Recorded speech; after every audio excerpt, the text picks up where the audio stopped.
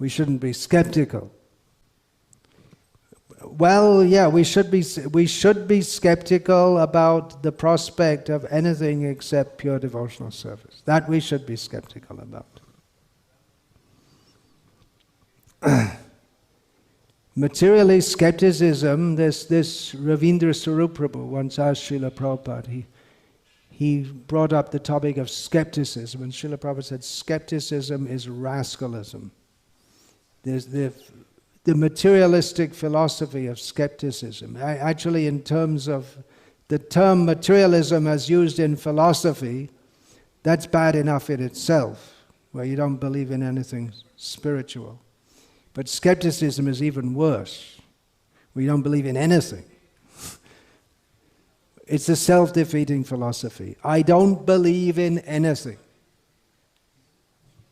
So, do you believe what you just said? It's a self-defeating philosophy.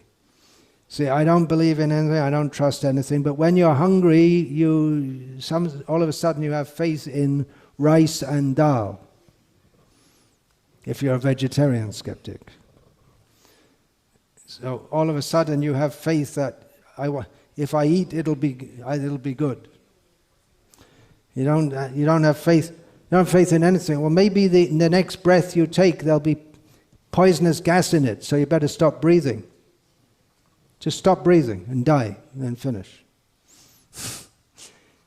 Why breathe if you don't have faith in anything? Just stop breathing. You don't need to live. What's the point of living? You don't even know if you exist, so why bother to breathe? So people become skeptical, bitter. This Srila Prabhupada discusses in his purport to that Vita Raga Bhaya Krodha Manmaya Mamupashritaha Bhavo Jnana Tapasa Puta Mad Bhavamagataha. Persons who are free from attachment, fear and anger, who have become, who taking shelter of me, have become purified by austerity and knowledge. Many such persons, Krishna says, have attained to me. So in the purport, Srila Prabhupada analyzes, here the word krodha means when one becomes frustrated in enjoying material life and he gets cheated in spiritual life, then he becomes angry and he thinks, there's no God, there's no nothing there. He becomes a skeptic, bitter. And they may say, well, how do you know there's God? How do you know? How do you know? So we are intelligently hopeful. The materialist is foolishly hopeful. He's durasha. He's hopeful for something that will not happen. What is that hope? That he'll become happy in material existence.